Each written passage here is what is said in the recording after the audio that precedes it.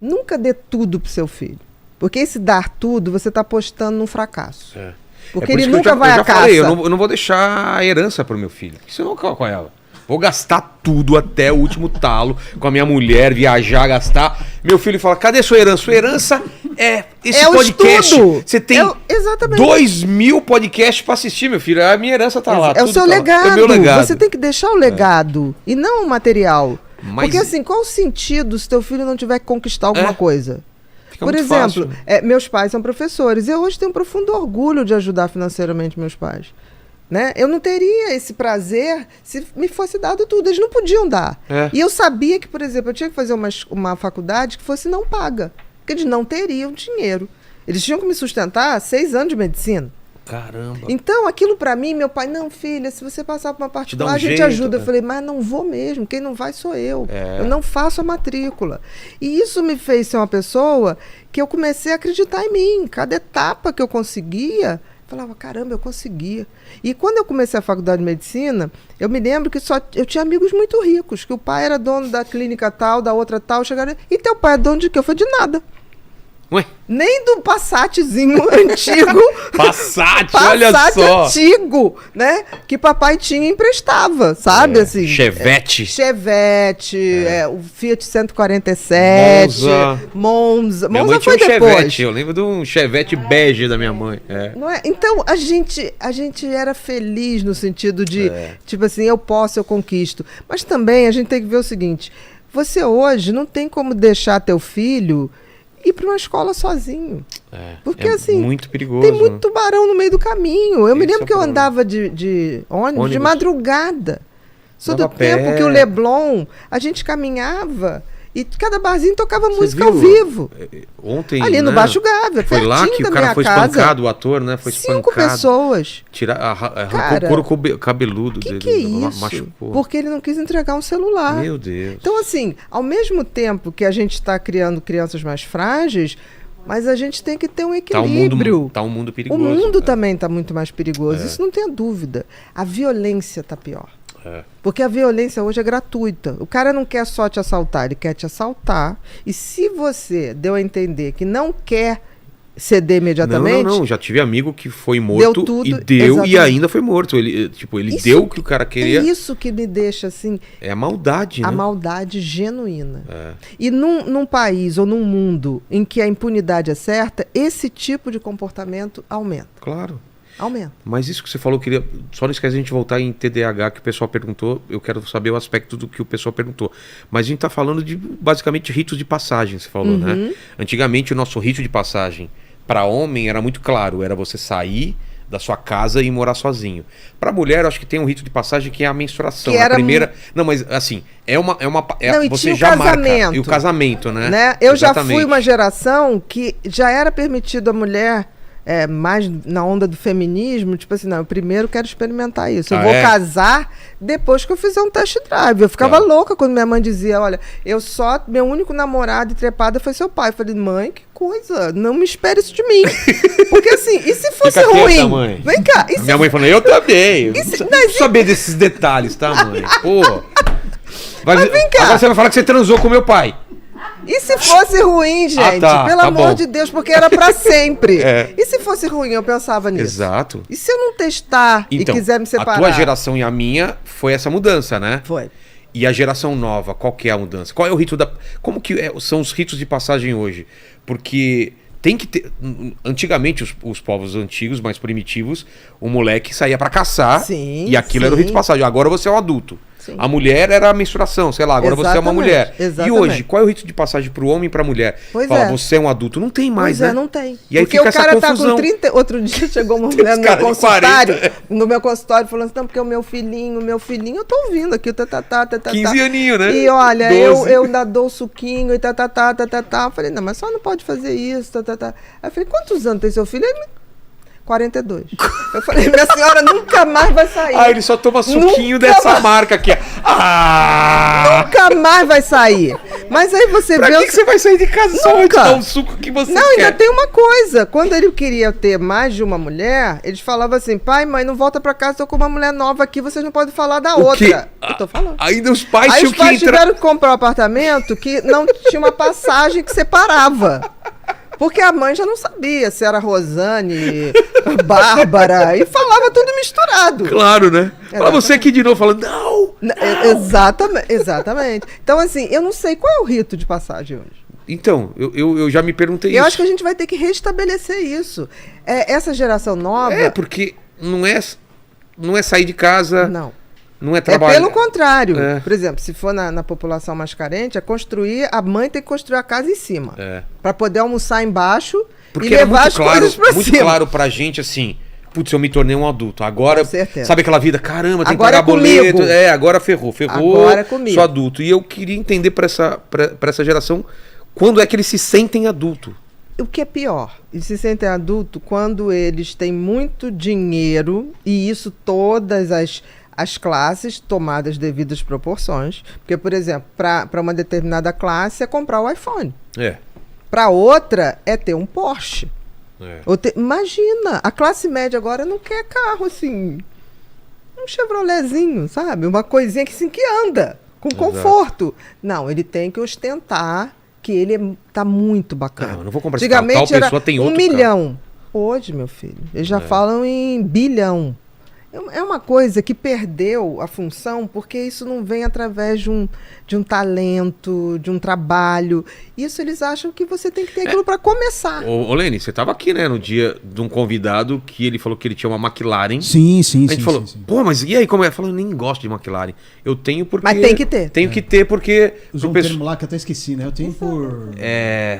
Eu não lembro, mas pro pessoal acreditar que ele fez sucesso, ele chegou lá, entendeu? Mas isso, aí você vê a hipocrisia da sociedade. Porque aí tem os 7-1, que são aqueles estelionatários, que começam a vender uma opção de coisas pela internet, e aí eles alugam uma Ferrari e botam lá pra dar... helicóptero, aluga helicóptero. Pra dar golpe. E os trouxas acreditam que eles têm tudo aquilo, exatamente. Então, assim, é aquilo que o Freud falou. A massa não quer a verdade, que é ilusão. Aí depois fala assim, tomei um golpe. Mas como? Conheceu o cara onde? Não, porque eu vi, ele é super bem sucedido no Instagram. Olha lá, tá com carrão, tudo. A Dani, que veio aqui com a gente, né, Lene, que ela tem aquele canal Sobrevivendo na Turquia, ela fala dos golpes das mulheres, dos caras que querem achar o príncipe encantado lá na Turquia, na Arábia, não sei o quê, e aí caras que dão porrada, dão porrada, vira escrava, exatamente. Agora, pega o passaporte e ela nunca mais consegue sair de lá. Isso é comuníssimo, e mas outra, é muito comum. Aí você vê, ela falando assim, você vê os textos que os caras mandam, tá na cara que é golpe e elas acreditam. Mas isso que eu tô falando, até que ponto a gente se viciou nessa questão da mentira... a mentira boa, né? A mentira boa de engolir. Mas é mentira. Por exemplo, a gente aceita... Eu, por exemplo, naquele programa eleitoral, eu detecto, assim, gente, olha, você não sabe se é programa eleitoral ou se é propaganda enganosa, porque senão tinha que prender todo mundo. Exato. O cara fala uma coisa, eu vou botar um PM em cada esquina. O quê? Isso aí é do Estado. Aí o cara é candidato a prefeito. Isso não é do setor Cada municipal. pessoa vai ser um astronauta se quiser. Exatamente. Então, assim, pode isso, porque isso é fake news. Exato. Entendeu? O que é fake news? Outra coisa que tem que definir. Qual que é a função da mentira na evolução do ser humano?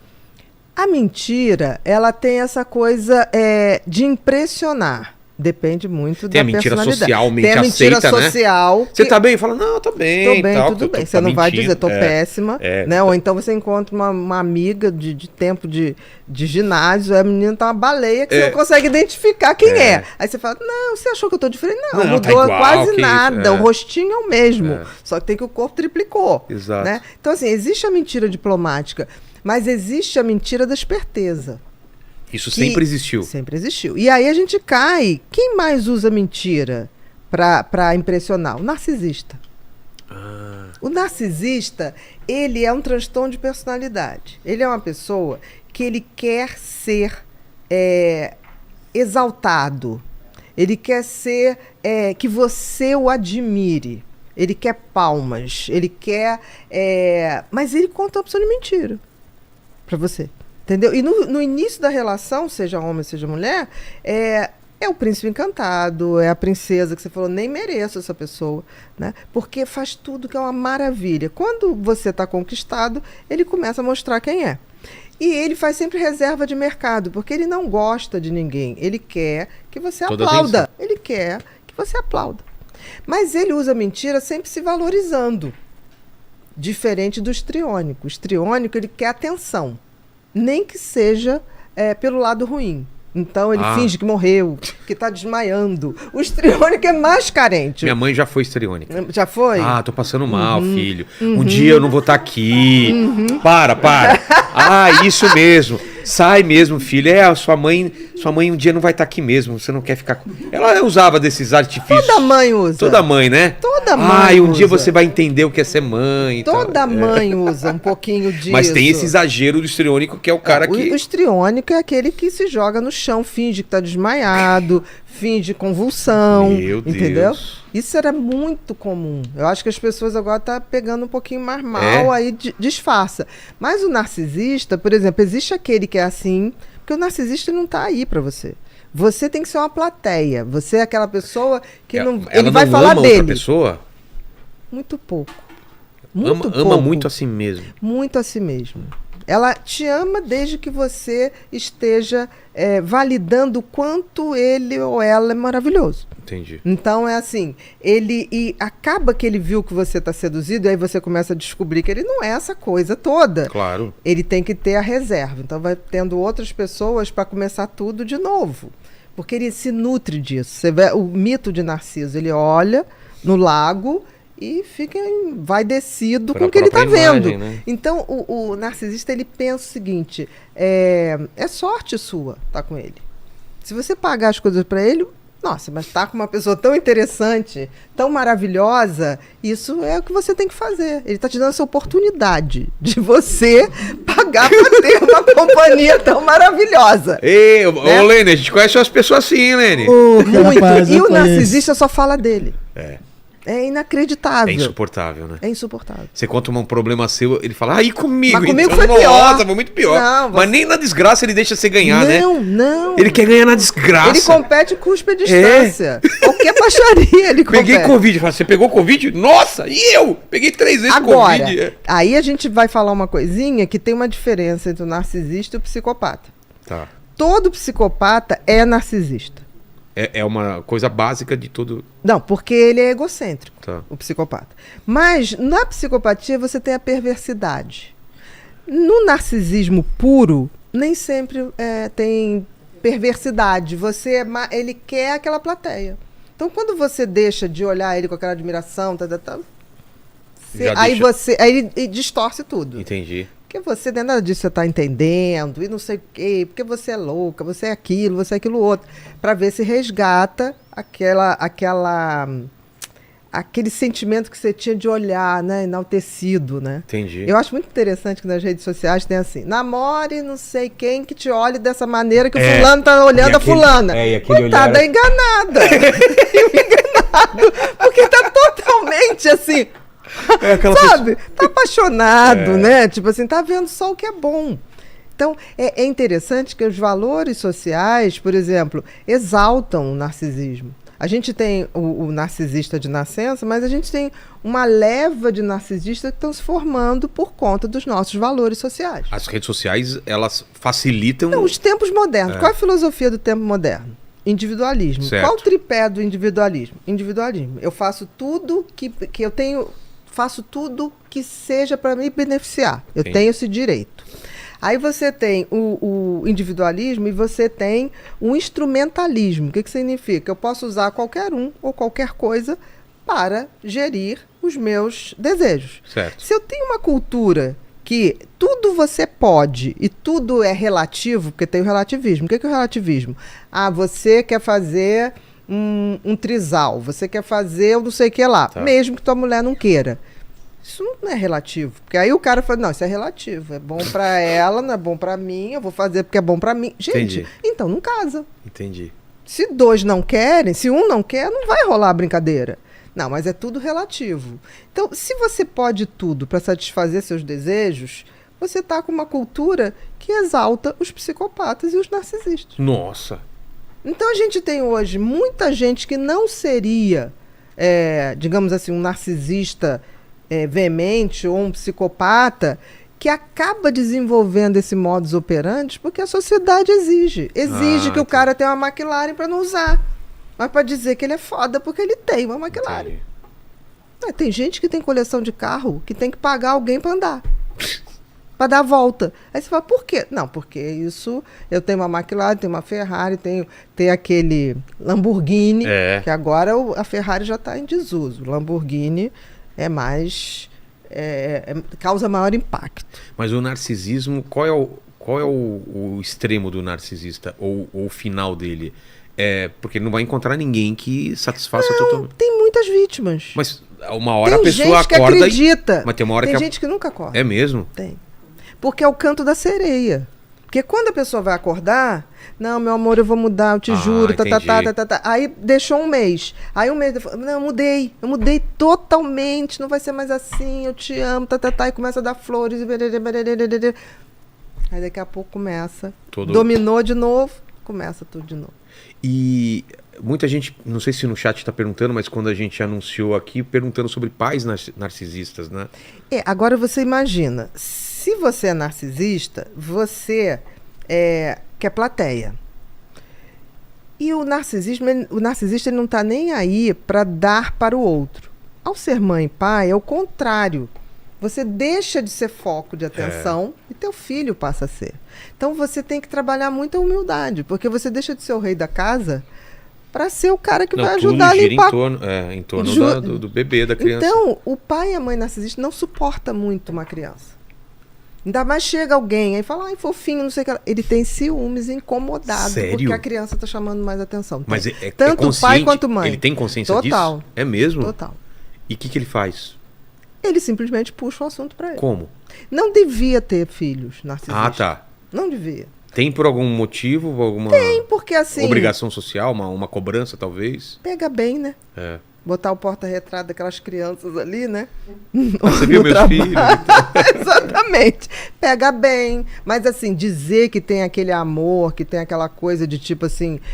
eu desconfio de gente, eu adoro pai e mãe bem brega, que mostra o fotinho das crianças, adoro. Porque o narcisista nem mostra muito. Você o tempo todo fala, deixa eu ver uma fotinha. Não tenho aqui. Como assim não tem? Porque antigamente era o 3x4, né? Na carteira. Agora tem que andar hoje em dia tem muito, na gente. capa do celular. Aí você vai ver, eu falei, mas não tem uma fotinho pra eu ver a carinha dele? Não, mas aqui... Aí então vai assim... Aí pega uma que a pessoa tá linda com a criança ali de supor. A criança tá decorando, o papagaio é a criança. É a mãe, por exemplo, que coloca a filha num concurso de beleza e a filha nem quer tanto e ela tá, através da filha, colocando um desejo dela, por exemplo? Exatamente, que vai ser a empresária. Né? Por exemplo, aquele crime que aconteceu no Rio de Janeiro do menino, do Henry Borel. Dá a um mãe, contexto pro pessoal, só para quem não sabe. O menino foi assassinado, eu acho que há 2 anos atrás, foi 2 ou 1, foi 8 de março. É isso? Eu me lembro que era o Dia Internacional da 2 Mulher. anos. Eu me lembro disso, que a gente estava fazendo uma live e surgiu esse assunto. Ele foi espancado e morreu pelo namorado da mãe. Tá. Na época, o namorado da mãe, que era um vereador lá do Rio. O Dr. Jairinho, que era o nome político, né? O que aconteceu? Essa mãe, o garoto morreu e essa mãe foi o cabeleireiro para o enterro. A gente já achou aquilo meio estranho. Aí depois, investigando o caso, né, que ainda não foi para o julgamento, mas assim, eu acabei tendo acesso ao exame de corpo de delito. O garoto tinha 23 lesões. 23 lesões. Punk. Nossa. Assim, fígado arrebentado, rim arrebentado, traumatismo craniano. Você fala assim, cara, não dá para essa mãe dizer que tomou um Rivotril e dormiu sem poder ouvir alguma coisa. Sendo que a vizinhança ouviu a tortura. Ela tava e já na casa? Tava no quarto do lado. Tava no quarto do lado. E aí essa mulher agora foi dada a liberdade para ela. Porque disse que estava sendo ameaçada dentro da penitenciária feminina. Muito bem, tá de tornozeleira. Primeiro evento que essa mulher, depois de estar com tornozeleira, faz o quê? Comemorar o Libertadores do Flamengo. Tava lá na maior comemoração. Entendeu? Aí você fala assim, cara, uma pessoa... E outra coisa, na hora que mostra, o menino chegou no pronto-socorro em rigidez cadavérica. Aí você vai ver a babá estava avisando, olha, o fulano entra no quarto e bate. O menino tinha uma opção de mancha roxa. Aí você fala assim, cara, o que é isso? Aí você vai aprofundando mais, né? O que vai chegando na tua mão, e aí você vê o seguinte, que ela fala em relação ao pai do menino, que já não estava muito bem o casamento, aí sabe o que ela fazia? Ela pegava o filho e botava na cama, no meio, para não ter que ter relação com o cara. Aí depois ela vai namorar um cara que começa a bater no seu filho, e tem provas do celular, da babá, de tudo. Ela usou esse filho o tempo todo. Ela usou na hora que ela não quis mais ter o tipo de relação, usou esse filho, inclusive, para manter esse namorado. Putz. Isso foi uma coisa em 2 meses. Esse namoro, em 2 meses, a coisa... Olha que escalada de violência. Então, assim, difícil a gente aceitar que, no mínimo, não tem um narcisismo. Porque, assim, a última coisa que eu faria era um cabeleireiro para enterrar meu filho. Então, a gente vê que, tipo assim, era para ser mãe? Por que foi mãe? Será que o que acontece é que usa a criança para algum objetivo? E descarta quando não precisa. Não sei se descarta, porque fica muito difícil você acreditar que aquele nível de lesão... Por isso que o cara, quando chegou no pronto-socorro, saiu ligando para uma opção de médicos, inclusive para o governador lá do Rio, na época, para agilizar o atestado de óbito para enterrar, falando assim, não vamos enterrar porque a mãe está muito traumatizada. Como que a mãe está traumatizada? Né? E aí o negócio estava tão punk que o hospital particular falou, não, vamos chamar o instituto. Isso, não, porque não tinha como. E aí quando vai investigar, como que aquilo ocorreu você estando do lado? Aí a defesa alega que ela tomou, que o namorado deu um Rivotril e ela apagou. Gente, grito de um filho... Tá louco. Você acorda até de anestesia, de propofol, entendeu? Então são essas coisas, tipo assim, como que a gente pode acreditar? E você vai ver o depoimento dela, a carta que ela bota, ela o tempo todo fala dela.